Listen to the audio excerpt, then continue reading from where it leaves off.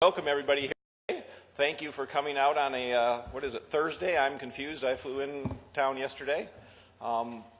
This is a pretty unique event, and I just wanted to kick it off. My name is Carl Weimer. I'm the Executive Director of the Pipeline Safety Trust. I was invited here today by the Mayor's office in Salt Lake City to help discuss pipeline safety issues a little bit. I just wanted to, as we get going here today, to talk about, I've done this for a little over 13 years now. Just to tell you a little bit about myself so you know my perspective, because I think you'll hear a lot of speakers up here today talking from different perspectives, and we kind of all bring our own baggage to this. The Pipeline Safety Trust kind of came into being almost 13 years ago when there was a terrible tragedy in Bellingham, Washington. I'm from Bellingham, Washington, up in the northwest corner of Washington State. The real Washington, not that other silly place on the East Coast. In June in 1999, a pipeline ruptured in the middle of our town and dumped 250,000 gallons of unleaded gasoline into a creek, a salmon stream that runs right through the middle of town. When it ran 2 miles down that stream before it found an ignition source, and the fire plumes blew up, and there was an explosion up and down the creek that went on for hours. 3 children lost their lives in that explosion. There was massive damage to property. And it was one of the turning points in pipeline safety 13 years ago. There was bills passed in Congress to improve pipeline safety in a variety of ways. So it was a wake-up point. I, like most everybody else in Bellingham, including the local government, had never thought about pipelines. We didn't really even realize we had pipelines running through our community. So that was our wake-up call, and we took that opportunity to make a number of significant changes in pipeline safety, both locally and in Washington State, and even some national changes. So that's kind of where the Pipeline Safety Trust grew out of. There was a big criminal settlement of that tragedy back there, and when the federal prosecutors looked at the company that had been running the pipeline in Bellingham, they were so aghast at the way that company had operated and maintained that pipeline and the way that the regulators had overseen the operation of that pipeline, that they went to bat for setting aside $4 million of that criminal settlement to create the Pipeline Safety Trust, to be a national watchdog to kind of keep an eye on both the pipeline operators and the pipeline regulators. And I'm going to talk more about our perspective about that a little later. I don't want to get too deep into that. So that's kind of the baggage I brought. You know, for the first 2 years after Bellingham, and there's people you'll be hearing from, Chris Hoydell from the feds, you know, spent a lot of time in Bellingham, had a lot of quality hours there listening to me rant and rave, and you know, there was lots of anger, lots of sorrow, lots of consternation. Luckily, some of us have grown past that now and are really trying to use the awareness that that tragedy brought to us to make things better all over the country. And I think that's really what this is here today. Looking at what's gone on in Salt Lake over the last almost 2 years now, it's kind of amazing from a perspective, a national perspective, because you had what was a terrible spill here in your community. It wasn't as bad as other ones we've seen, but it was bad for you. And I have seen that's been really fairly unique here in Salt Lake City compared to lots of maybe even bigger tragedies is the way Salt Lake City has been trying to hold on to this to cause change and improvements also. And a lot of that seems to be coming from the mayor's office and probably the mayor himself, looking at, okay, we have this awareness now of pipeline safety. How do we use that awareness to do something good for the community? And the local community did a lot of smart things that I have not seen other communities do, and I'm going to show some tapes in a while of tragedies that have happened in the last couple of years. Salt Lake City is really pretty unique in the way they brought in some independent experts to look at technical issues about pipeline safety, to kind of give that independent view of whether the regulators and the company were doing the right thing. They brought in people to talk about public awareness, to talk about cleanup. They formed an ombudsman's position to really create a kind of a firewall, so people who had been affected by the pipeline spill had a place to go where there was really an independent person they could go to. And even, over a year and a half ago, Salt Lake City, the mayor's office was already thinking about, okay, how do we build on the tragedy that has affected us to make things safer on into the future? So they started thinking about things like setting up the workshops that happened here a couple weeks ago, this conference today, and a report that will be coming out of this, to build not only so we're not focusing just on the Chevron spills, but looking at all the other issues about pipelines in the Salt Lake Valley that people probably haven't thought about. So both citizens and local government, county government, state government, and the federal government all working together can kind of make things safer on into the future. That's been a really unique perspective that Salt Lake City government and the mayor's office in particular has brought to this. And I think sometimes when you're in your own little tragedies and you're dealing with your own settlement agreements and stuff, it's hard to you lose sight of that. But from a national perspective, the way the Salt Lake City government has tried to deal with this, I think has been pretty amazing and unique compared to other places that have had even larger tragedies. So that was just kind of the kickoff. We're going to really let the person who has led some of this kick off this conference this morning, and then I'll be back up here talking about some of the stuff. I just wanted to say the way this is going to work over the next 2 days is we know there's a lot of people that still have concerns about the Chevron spills. We're going to start at the 30,000-foot level, talk about pipeline safety, a lot of the things that have gone on in the last almost 2 years since you had the spills here in Salt Lake City. And so we're going to start at the national level, and we're going to work our way down. And tomorrow there will be a couple sessions that are fairly specific to the Chevron spills. So we're hoping people leave after 2 days with a much better understanding of Salt Lake City, both nationally and locally. And then there will be an opportunity of what more still needs to happen here, what more information do people still want, because we're not done after tomorrow. So I'd like to introduce Ralph Becker, the mayor of Salt Lake City, who has just done an outstanding job from the 30,000-foot level view from afar of, setting this up so Salt Lake can really accomplish something out of what was a terrible tragedy. Mr. Mayor.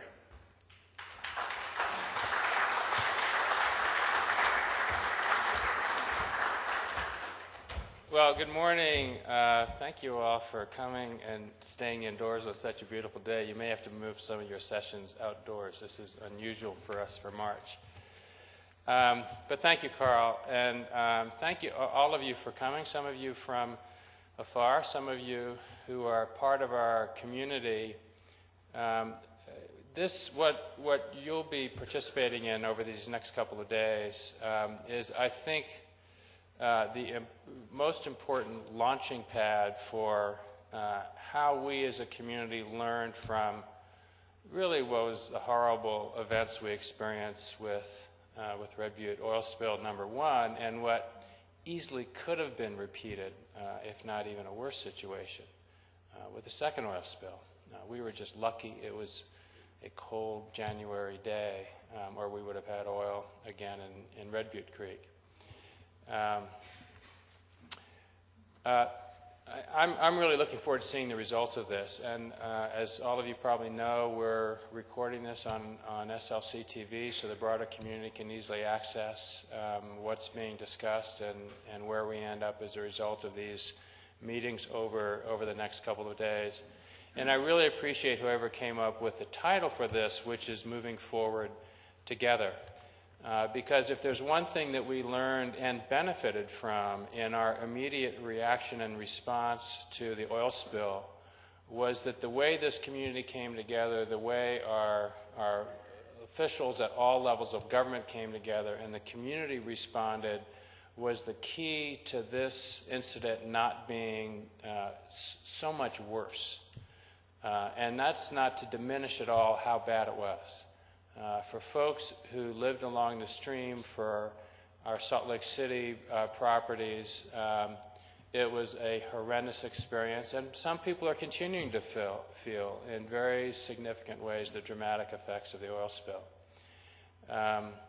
But when I think about what could have happened, which we can't help but think about, when I think about the exposure we have to pipeline risk in this valley and all up and down the Wasatch Front, we really need to get a handle going forward on how we do our best to prepare for something like this not happening, both short-term and long-term. Short-term in terms of our response efforts, looking at where there's risks and there's short-term measures we can take to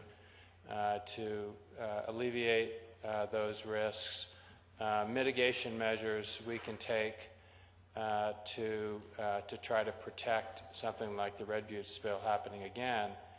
But longer term, and I'm thinking a longer term horizon of being 5, 10, 20 years, whatever that sort of time frame is that we're looking at here. Long term is, are these pipelines in the right place? Is there a better corridor? Are there better corridors or locations for these pipelines? Are we really prepared for what we know is the catastrophic event that we face? Hopefully during not my time as mayor and your time and responsibilities or members here in the community, but from a seismic risk.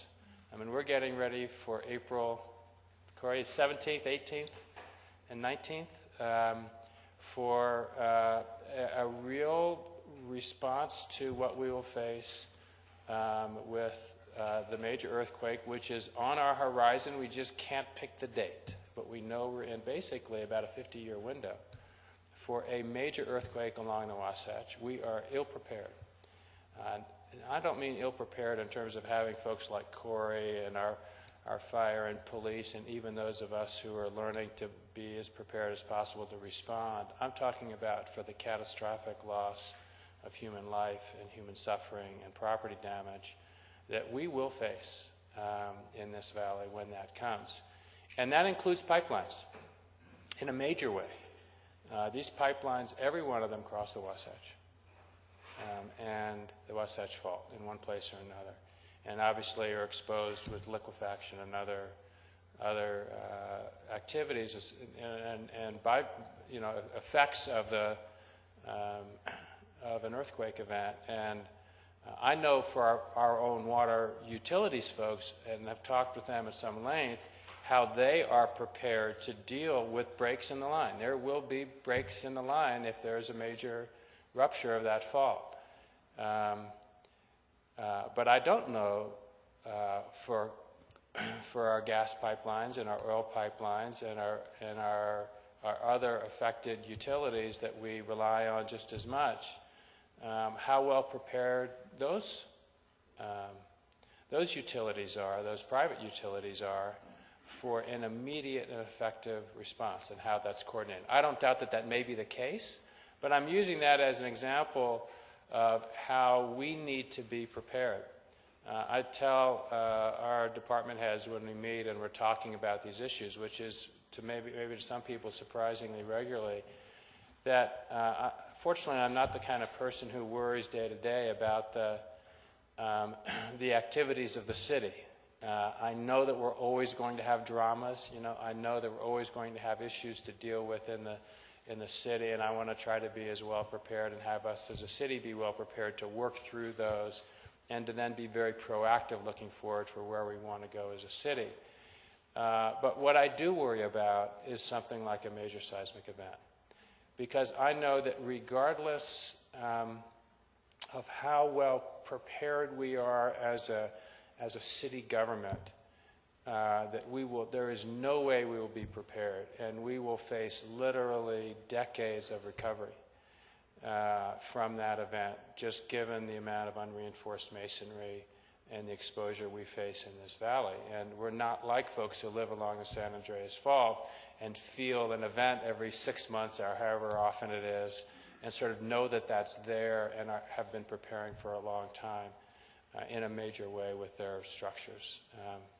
So both as it relates to the Red Butte situation and how we can be moving forward well together with our pipeline safety and with the long term, what happens with that pipeline, and looking at all of our pipelines and with all of our jurisdictions and knowing how we can work together to place ourselves in the best position to avoid the risk of pipelines and their inevitable problems they may have We also need to think about the bigger picture of seismic events and other things that we're really not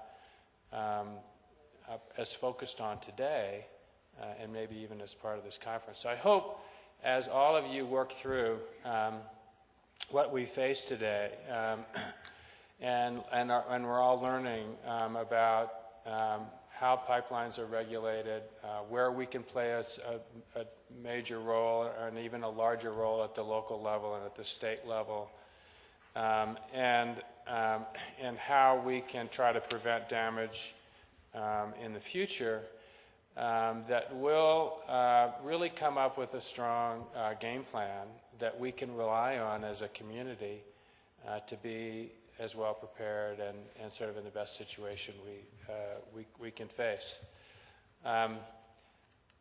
So thank you all for being here. Especially I want to thank those of you who've come from a distance to help us take a look at these issues. Carl's done a terrific job of helping us kind of focus our attention on things that are most important given the experience he's had nationally and looking at spills and pipeline breaks really all over the country. But it's important that we leverage that experience that he's had, that we leverage all of your knowledge, that we leverage our capacity as a community and learn from what's happened with the Red Butte oil spill, and put Salt Lake City and really the whole Wasatch Front in the best position possible going forward. And thanks to the settlement, I think we have the financial wherewithal to do the work that's necessary. So I'm glad that whole part of our work is over, and now we're into prevention, future prevention and restoration now, and trying to deal with some of the individual claims I know that we still have on the books to address, but that we can really be looking in a major way forward at putting this community and our neighbors in the best position going forward. So thank you for being here. I hope you have a very successful few days, and we'll look forward to the results.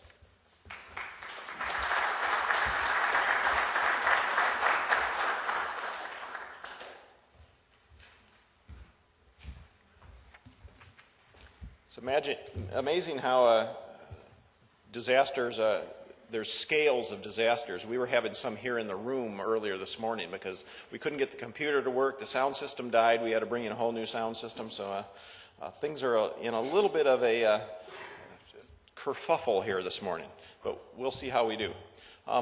What I'm going to do now before we take our first break is I want to try to paint kind of the 30,000-foot level of the context of where pipeline safety is nationally. So let's see if I can get the equipment to work.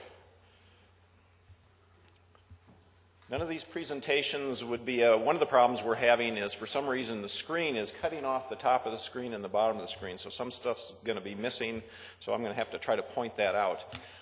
But none of these presentations would be full if I didn't show my three-legged stool analogy.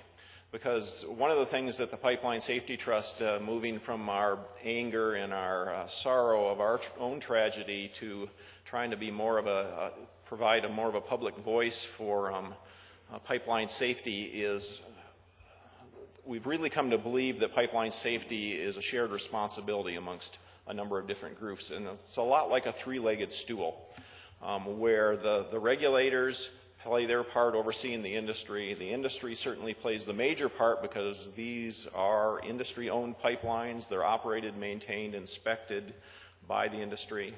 They have to play their part. But there certainly is a key role for both local government and the public, and I kind of lump those into the third leg of the stool as the public. And that's what's not shown here is the industry, and I wasn't really cutting them off. It's just that we're losing that part of the screen.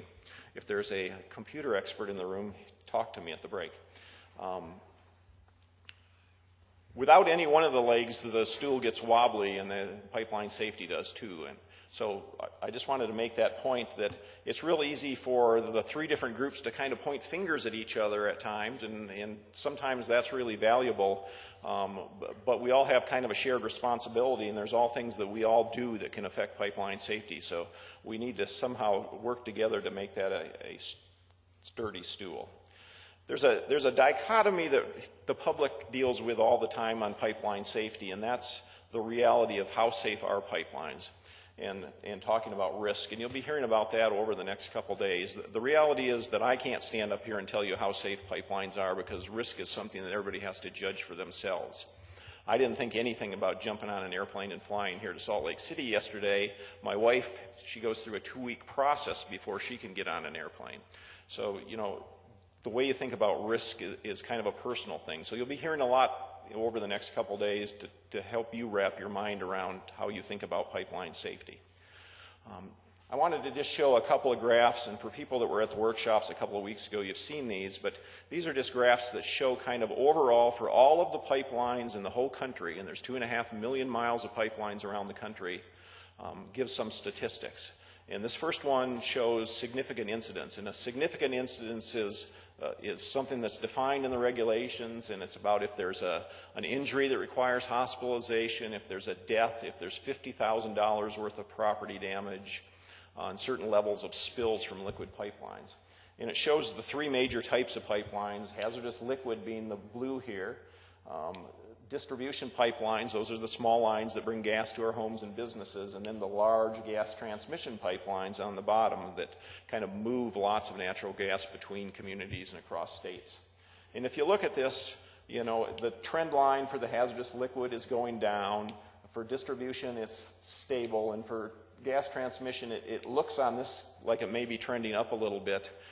I think if you redid this graph to take into consideration the added miles of pipeline that have been added over the last 20 years, which you can't see that this is a 20-year graph here because the years are getting cut off at the bottom, that might make that more of a stable looking line either.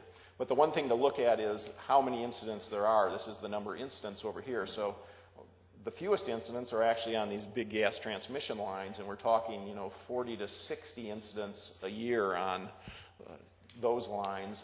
Liquid pipelines certainly are having more incidents, and to some degree that's because the bar is much higher for their reporting requirements. And the distribution lines go over here. If you look at the next graph, it shows serious incidents, and this is a smaller subset, and you can't even see the bottom, but and serious incidents are only incidents where someone has died or ended up in the hospital.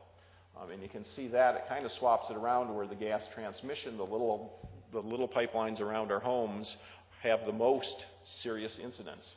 And that, as you'll hear as we go on over the next couple days, kind of makes a lot of sense because these are everywhere in our community. You know, any house that has natural gas has a pipeline running to it, so it makes it real easy for you to get into trouble on a pipeline on your own home and get injured. The bigger pipelines have a much lower, like under 10 incidents a year where someone is injured or unfortunately dies. So very low levels of incidents from lots of these pipelines when you think about 2.5 million miles. Compared to just about, and if you compare it to just about any other form of transportation, tankers, barges,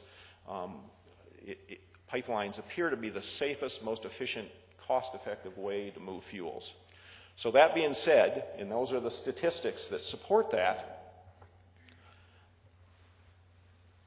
there's another side to the story too. So I wanted to paint one of the things that people in Salt Lake have been shown some concern about.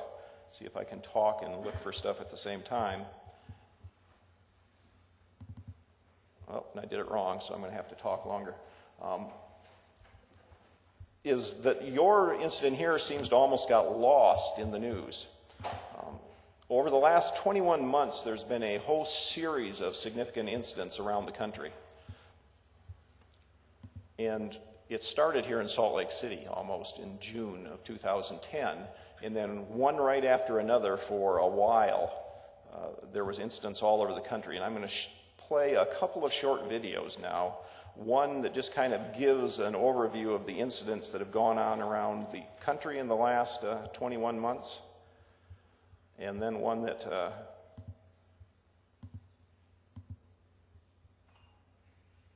hones in on one incident in particular. So hopefully the sound and everything is going to work for us now. And this, I think, is about a 10 or 12 minute video, and it goes all over the country. It's news clips of what's happened nationally in the last 21 months. And one of the things that's pretty amazing about pipelines right now is, for the first time ever, pipelines are usually out of sight, out of mind until something happens. But pipelines, because of all these incidents and because of some other economics of pipelines right now, have been raised to a national level. I think it was just last week, the president and two of the major contenders for that office all were talking about pipelines at campaign things on the same day.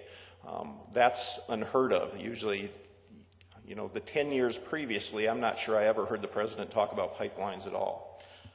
And I came down here and saw this beautiful mess. It looks like the Exxon Valdez spill. June 12th, some Salt Lake City residents notice a sheen on their backyard pond. Sometime early in the morning, Chevron's pipeline had started leaking near Red Butte Canyon, and 33,000 gallons of crude oil began flowing downstream as far as Liberty Park. It's unbelievable.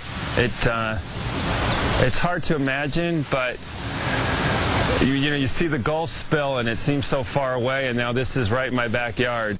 Disaster crews set booms in the water to try to stop the oil. Chevron immediately accepted full responsibility. Federal officials have responded to what is now being called a full-scale environmental emergency. It's not going to be easy to remove nearly 33,000 gallons of oil from creeks and ponds and rivers.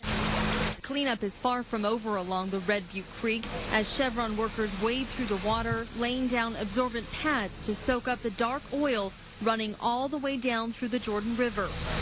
Chevron says the detection system did not work and the crude oil leaked for hours. Chevron characterized the spill as a 1 in a million event. But John Daly reports neighbors and government watchdogs are calling for tougher oversight and penalties for an accident they say never should have happened. And with the current sensitivity about oil, a spill in Michigan is getting a lot of attention. A leaking pipeline that sent oil into a creek that feeds the Kalamazoo River. And while booms have been deployed, an estimated 848,000 gallons of oil has already escaped here. Trails of oil sheen can be seen all the way downriver, far from the bulk of the spill. It's coming from a 30-inch pipe that runs from Indiana to Ontario, owned by a Canadian company, Enbridge. It carries 8 million gallons a day. Officials say they don't know what caused that pipe to start leaking yesterday. Parts of San Bruno, California were turned into a raging inferno around dinner time Thursday evening. Flames roared some 60 feet into the air as block after block in this residential neighborhood, about 5 miles from San Francisco's airport, were engulfed. Witnesses reported hearing and feeling a large explosion, leading to early speculation that a plane may have gone down. But it was a high-pressure natural gas line that ruptured, caused the explosion, and then fueled the spectacular blaze. The local utility company, Pacific Gas and Electric, says they will be accountable if it's determined they were at fault. A terrible, terrible tragedy has fallen on our city this afternoon. Our main concern as public officials here, making sure our citizens are safe. The view from the sky revealed a large swath of the neighborhood reduced to embers and ash. More than 50 homes were destroyed and more than 100 damaged. But I lost everything. Everything. I understand that. It's gone. It's history. Is there any way to describe what you were feeling? It was like hell on earth. It really was. It was like hell on earth. I mean, it was like all you see is 80-foot flames and intense flames. Initially, NTSB investigators say the pipe has some obvious areas of concern. It is old, installed in 1956, with welding points that officials say are no longer commonly used. That includes a long welded seam that runs the length of the line and is potentially susceptible to corrosion. But there is also a section designed to bend under a dip in the road, the exact section that blew, put together by a hodgepodge of smaller pieces. Officials say that while modern methods are to bend a pipe to fit a curve, this pipe was pieced together by small sections called pups, each one forging a turn in the pipe, each one offering investigators another decades-old welding job that could have been a weak point. Snapshots of the aftermath paint a vivid picture of destruction and loss, the sort of thing you'd be forgiven for thinking you've seen before. But this event is different, and pipelines like the one that caused it are underground, crisscrossing their way through neighborhoods from coast to coast. What does that tell you? Well, we don't know yet until the National Transportation Safety Board tells us what caused that accident. But I think we can all draw the conclusion that the aging infrastructure in this country and the fact that we've now had actually several pipeline bursts and several pipeline spills across the country in recent months are beginning to be suggestive that the former ways that we did things may not be good enough in an era when the infrastructure is aging. Some of these pipes are 50 years old, 60 years old, some even older than that. Enbridge spills more oil, this time in the state of Illinois. The company responsible for the July oil spill into the Kalamazoo River in Marshall has a pipeline spring another leak. In a press release tonight, the company says the spill happened here in Romeoville, Illinois. That's about 30 miles southwest of the city of Chicago. They say oil spilled from a pipeline onto a roadway there and then into a nearby retention pond. What isn't known yet is how that pipeline burst, but they say the flow was shut down within minutes of the leak, and no injuries have been reported tonight. 7th District Congressman, though, Mark Schauer, says the incident illustrates the need to fully inspect the Lakehead oil transport system. That's the one operated by Enbridge. I was stunned. It's hard to believe, but it reinforces, my commitment to do everything I can to make sure that this pipeline has been fully inspected and repaired before oil starts flowing through it again. But to do that, it would need the backing of congressmen from a number of other states besides our own. Right now, there is no estimate on just how large that new oil spill is. Less than 6 months later, another leak from the same pipeline. The second spill did not cause as much damage, but residents and city officials were upset. I'm floored. I'm devastated. Why are we allowing this to happen? Chevron says a faulty valve caused the second leak of about 500 barrels of oil. Chevron issued an apology and said the company is committed to working with federal regulators and Salt Lake City to ensure incident-free operation of the pipeline. In Pennsylvania, where investigators remain at the scene of an explosion that was all captured by a news photographer at the NBC station in Philadelphia. Take a look at this.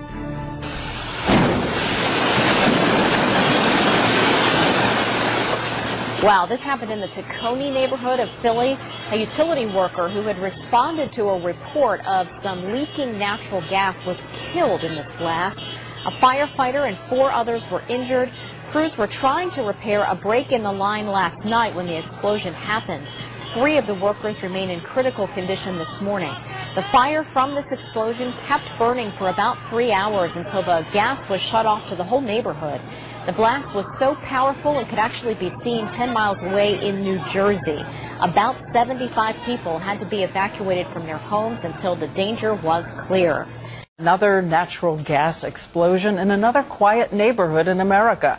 One so forceful it leveled houses, and the latest disaster in Allentown, Pennsylvania follows a terrible explosion in San Bruno, California, you may remember, and another one in Philadelphia. So we asked David Curley what this is saying about aging pipes, natural gas, and danger for everyone at home. Just before bedtime in this former steel town, a massive explosion and a gas-fed inferno. Daylight this morning revealed what looks like a war zone. The house where the natural gas exploded, nothing more than a crater. It was the home of William and Beatrice Hall, a couple in their 70s. They were killed. And next door, a 4-month-old boy, a 16-year-old, and one of their parents, also killed. Mayor Ed Pulowski took us to the scene. This is the house that actually started, and it's gone. Yes, it's gone. This is just the latest explosion. 3 weeks ago in Philadelphia, this blast killed 1. Last year, there was a spike in the number of deaths involving pipeline explosions. And watchdog groups don't believe the federal government is doing enough to safeguard us from these aging pipelines. There are nearly 2.5 million miles of pipes delivering natural gas to our homes. Are we inspecting enough? No. Are we putting the money into this, giving the attention? The answer is no. On Tuesday, the day before the explosion here in Allentown, the utility inspected the area and no leak was detected. It was a cast iron pipe installed in 1928 which fed this explosion. A lot of our old cities face the same problem you do. They do, and it's a huge problem, and it's one that right now seems unsolvable. They're going to have lines that are going to break, they're going to rupture, and unfortunately lead to disasters like this. And many wonder if enough is being done to prevent these disasters. Hundreds of cleanup crews are scouring the banks of the Yellowstone after a pipeline break this weekend sent an estimated 1,000 barrels of crude oil into the river. The cause of the breach is still a big question mark. hundreds of workers line the shore of the Yellowstone River in Laurel. It's the area hit hardest by a pipeline leak that sent as many as 1,000 barrels, or 55,000 gallons, of crude oil into the waterway. That's where we have most of the resources deployed right now, and we are certainly committed to be here until all the cleanup is done. ExxonMobil Pipeline Company President Gary Prusing addressed the media Monday morning. He says the cause of the disaster and the scope of the cleanup ahead are still unclear, but 32,000 feet of oil-absorbent boom and 2,300 pads line the river and its shore. And we will work with the individual homeowners. We want to make sure that they're kept whole. Prusing says they've received 71 phone calls from homeowners looking to make a claim. So again, I just want to apologize. But Billings resident Mike Scott says he can't wait any longer for answers. I really don't want another private meeting. I mean, all due respect, but I just want some answers. That's all. I know 2 people in the hospital already over this. One person who was passing out last night because of the fumes, and now my wife. And I don't believe that you don't know what's in the oil, what's making people sick. Hospital spokespeople say there has been at least one oil-related emergency room visit. Exxon and government agencies, such as the EPA, are monitoring the river and air for toxins and have not found problems so far. But Scott says his wife has been diagnosed with a related disease. A team is investigating the incident, but the river levels will have to drop before conclusions surface. In their biggest demonstration yet, we don't want no climate drama. More than 1,000 protesters had tough words for a president they helped elect. If he were to approve the pipeline, would you vote for him in 2012? The answer to that is, you know what? I might not. They want President Obama to kill the Keystone oil pipeline, which would run 1,700 miles underground from western Canada across 6 states down to refineries in the Gulf of Mexico. TransCanada CEO Russ Girling says the project would create 20,000 jobs and that the protests have come as a surprise. We never expected to be the lightning rod for the development of the Canadian oil sands. At the end of the day, we build a conduit from A to B. Union leader David Molino of Laborers International calls it a no-brainer. This pipeline is not just a pipeline, it's a lifeline for many of our members. But the Canadian crude is mixed with sand. It's hard to extract, having to be dug or steamed out of the ground, a process that pumps greenhouse gas into the atmosphere. Environmentalists like Susan Casey Lefkowitz say it's the dirtiest oil on the planet. What the major oil companies are doing now is they're going after the more destructive, more expensive, more risky forms of oil. Politically, it's a tough spot for the president, pitting major labor unions against environmentalists, 2 groups that will be an important part of his re-election bid. Although the president is under pressure to create jobs, environmentalists say the Keystone Pipeline is not the way to do it. And so this president, bowing to the special interests in his party, the most extreme environmentalists, I mean the 1% of environmentalists in this country think that's a great idea, he is saying we're going to stall on this pipeline. We need the oil. We need the gas. America and North America are energy rich. He's treating us like we're energy poor. It's time to have a president who will develop our resources in this country and get us off of foreign oil. So that's the context. As you saw the graphs, the chance of this happening anywhere is really, really, really small. But from the public perspective, what you see of the news stories, and in the last 21 months, the news stories have been recurring quite often. I've got one other one that I'm going to play, and then we're going to take a quick break. What this one does is that kind of showed the chance of the pipelines having a problem, which is really small. Some of the incidents that have happened that show what the consequences are. This is a video that was produced by the National Transportation Safety Board, and it kind of goes into more specifics about the San Bruno incident, but talks about some of the big questions that have been raised by not only the National Transportation Safety Board, but the Congress in the last year or so. It kind of paints some of the issues that you'll be hearing about from our first couple panels today. So let's see if I can do this again.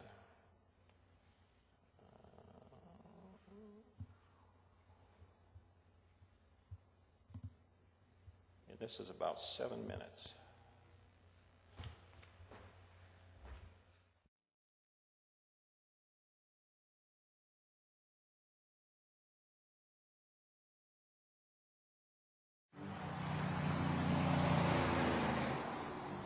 San Bruno, California, a quiet suburb located 11 miles southwest of San Francisco.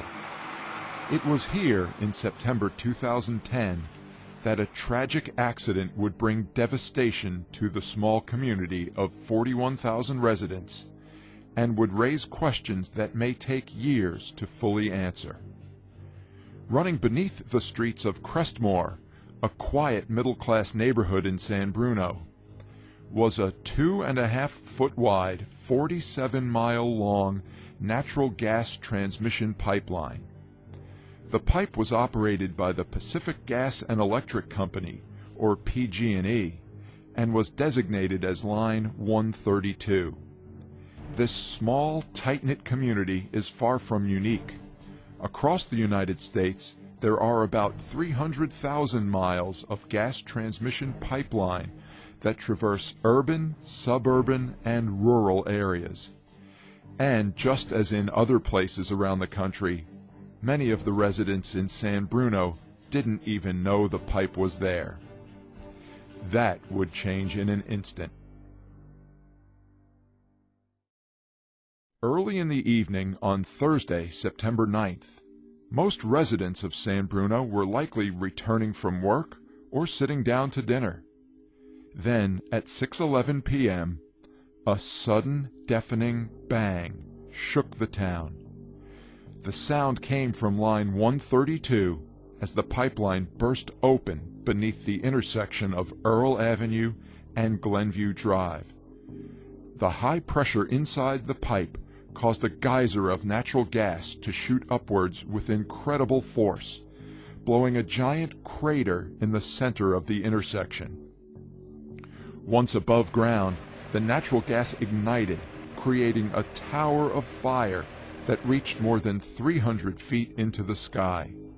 Nearby homes and cars burst into flames, and in moments an inferno raged in the heart of this peaceful neighborhood.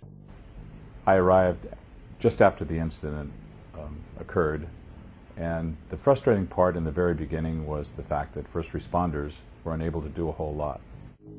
Some 47 million cubic feet of natural gas was released before firefighters extinguished the flames. That's enough to power 1,200 residential homes for 1 year. Tragically, 8 people were killed. Many more were injured. 38 homes were destroyed, and 70 others were damaged. The next day, the National Transportation Safety Board launched a team of pipeline experts to San Bruno to investigate one of the largest pipeline accidents in recent U.S. history. My first impression was the magnitude of the amount of damage done. Whole city blocks were just gone. Houses had been reduced to chimneys and foundations, maybe a car or two in what used to be the driveway. It looked more like something out of a science fiction movie than what you would expect out of what would have been a very densely populated neighborhood. NTSB investigators immediately began working to find out why the pipeline had failed. In the days and weeks after the San Bruno explosion, there was public outcry and fear as communities nationwide wondered if pipes running beneath their homes could turn their neighborhoods into the next San Bruno. After nearly a year of intensive investigation, the NTSB experts were able to piece together the events that led to this tragic accident. The ruptured section neither met the standards of today nor those at the time of its installation more than half a century earlier. The accident was preventable. First and foremost, if PG&E had had an effective quality control program in place at the time of the 1950s relocation project, this poorly fabricated piece of pipe would never have been put into the ground. Secondly, if PG&E had pressure tested the line upon completion of construction, it's likely this inferior piece of pipe would have failed. But PG&E was not required to pressure test the line, and over the years they've chosen not to pressure test the line.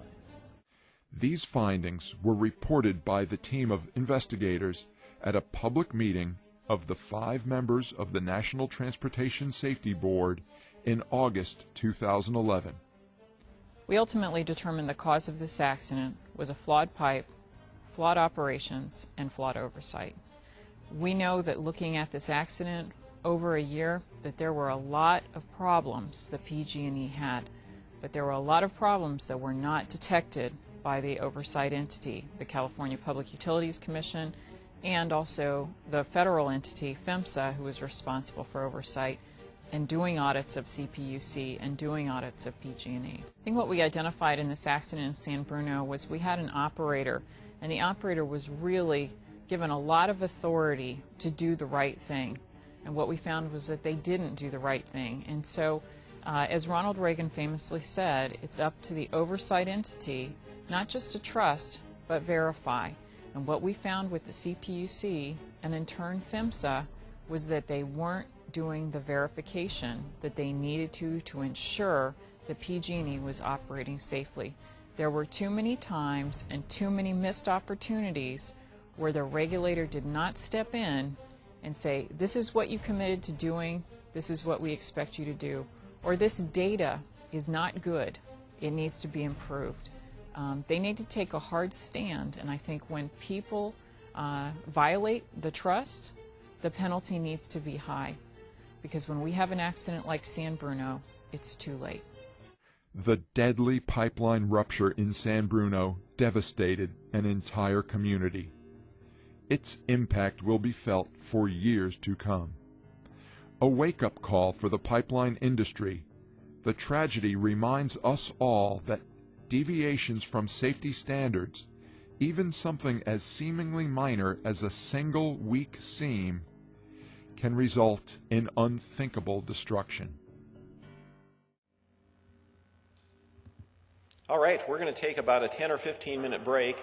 I wanted to start that off to talk about a little bit about what the probability, very low, is, the consequences are, and then talk and show that last clip just a little bit, because there's a lot of stuff in there from the NTSB about trust but verify. So you really need to get to know your regulators, the pipeline companies, and the public needs to figure out how they can do that, because they don't have all the information. So our first panel after the break that's coming up, we're going to be hearing from some of the federal regulators, from a couple of the big national industry groups that think about these things and worry about these things all the time, and then I'll be chiming in also. So